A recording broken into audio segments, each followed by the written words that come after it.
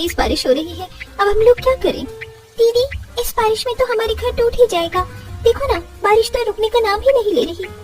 अब हम लोग करें तो क्या करें? ये बारिश जब तक रुकेगी नहीं तब तक हम कुछ भी नहीं कर सकेंगे। घर के अंदर पानी टपक रहा होता है। पांचों बहू पानी को रोकने की कोशिश कर रही होती हैं।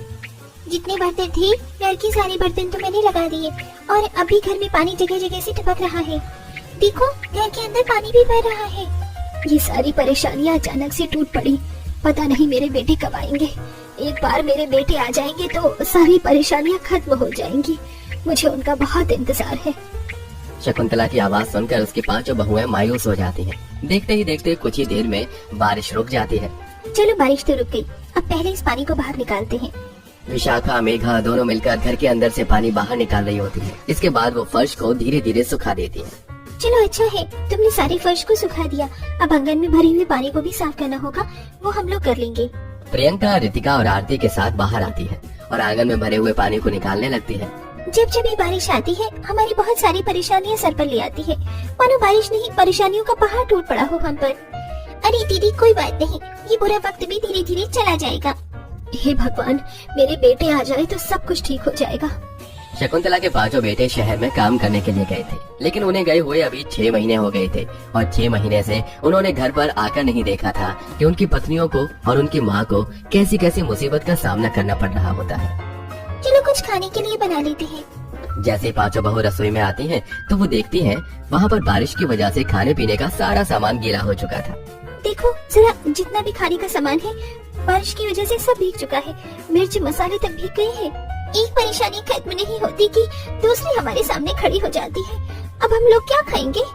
सही कहा, बहुत जोरों से भूख भी लगी है, पर हम लोग कुछ भी नहीं खा पाएंगे। हमारे पास तो पैसे भी नहीं है। अगर पैसे होते तो कुछ लेकर आते जिससे हम आज अपने लिए खाना बना पाए। पांचों बहू बहुत ज्यादा मायूस हो जाती है। आखिर वो करती भी क्या? ऊपर से बारिश बंद हुई नहीं। कुछ ही देर में हल्की हल्की बारिश फिर से शुरू हो गई।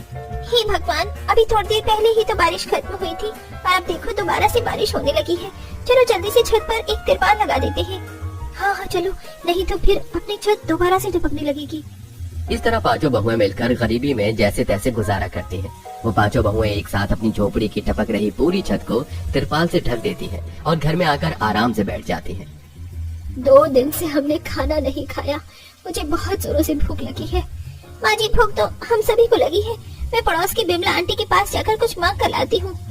इतना कहकर विशाखा हल्की हल्की बारिश में भीगते हुए विमला आंटी के घर जाती है।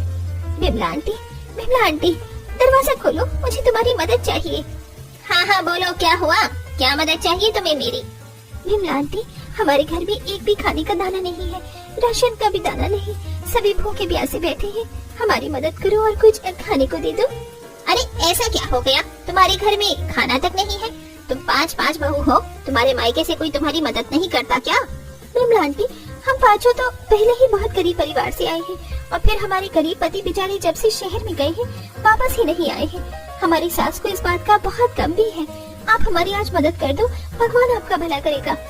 ठीक है भाई, ठीक है, अभी लेकर आती हूँ। कुछ बचा कुछ अगर होगा तो ले आऊंगी। विमला अपने घर के अंदर जाती है और बचा कुचा खाना लाकर एक पन्नी में करती है, जिसके बाद वो खाना विशाखा को पकड़ा देती है। ये लो खाना और ले जाओ। और हाँ सुनो, दोबारा से मेरे घर पर मांगने मत आना। मैं तो भाई हिसाब किताब से ही खाना बनाती हूँ और मेरे घर में फ्री फुकट का देने के लिए बिल्कुल भी नहीं है। ऐसा कहकर विमला अपने घर का दरवाजा बंद करके अंदर चली जाती है। विशाखा की आंखों में आंसू आ जाते हैं और वो खाना लेकर घर में आ जाती है। क्या हुआ? तुम रो क्यों रही हो? ये खाना तुम कहाँ से लेकर आई हो? बिमला आंटी के घर से लेकर आई हूँ, लेकिन आज उन्होंने मुझे ऐसी ऐसी बातें कही कि मुझे बिल्कुल भी बर्दाश्त नहीं हुआ। अरे इतनी परेशानी हमारे ऊपर क्यों आन पड़ी है? बहू, ये तो दुनिया का दस्तूर है। कभी सुख तो कभी दुख आते ही है। अभी तुम्हें दुख देखने को मिल रहे हैं, क्या पता आगे को भगवान ने तुम्हारे लिए बहुत सारा सुख लिखा हो। शकुंतला की ये बात सुनने के बाद रितिका और बाकी की तीनों बहू भी मिलकर विशाखा के आंसू पोंछ देती है। चलो कोई बात नहीं, अभी हमारा समय ठीक नहीं चल रहा। थोड़ा थोड़ा खाना खाकर पांचों बहू अपनी सास के साथ सो जाती है। अगले दिन जब सवेरा होता है तो वो देखती है कि उनका बिस्तर पूरा गीला हो चुका था और घर के अंदर बारिश का पानी आ चुका था। चारों तरफ पानी ही पानी नजर आ रहा था। हे भगवान, जरा उठो तो सही। ये देखो, चारों तरफ पानी ही पानी नजर आ रहा है। मुझे तो कुछ समझ ही नहीं आ रहा। अब हम लोग करें तो क्या करें, सारे बिस्तर भी गीले हो गए हैं। लगता है रात को बहुत तेज बारिश आई होगी, तभी ये सारा पानी आंगन से घर के अंदर आ गया। चलो पानी बाहर निकालते हैं, नहीं तो और नुकसान हो जाएगा। पांचों बहू मिलकर बर्तन ले लेती हैं और उस घर से सारा पानी बाहर निकालने लगती हैं। लेकिन पानी निकालते निकालते मेघा और विशाखा रोने लगती हैं। आखिर और कब तक हमें ये परेशानी सहन करनी होगी? क्या भगवान को हमारी परेशानी दिखाई नहीं देती, या उनकी कृपा दृष्टि हमारे ऊपर क्यों नहीं बरसती? क्या हमने पिछले जन्म में कोई पाप किए थे? रोने से कुछ नहीं होगा, हमें अब नौकरी ढूंढनी चाहिए। अगर हम काम करेंगे तो अपने घर की मरम्मत करवा सकेंगे। घर में खाना भी नहीं है, हमें काम करना ही होगा।